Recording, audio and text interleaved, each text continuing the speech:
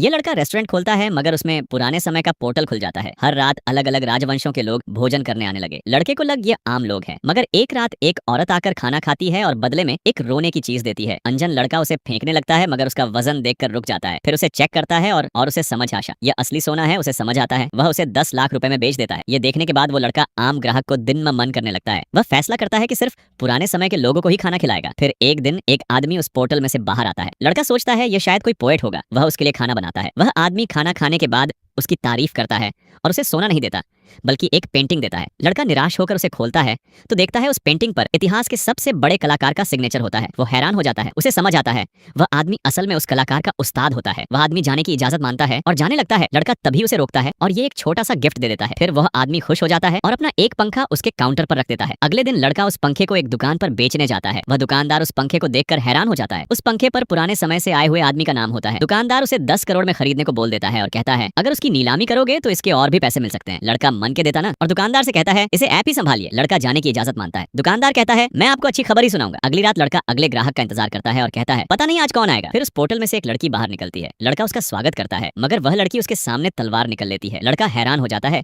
लड़की कहती है तुम इंसान हो या आत्मा।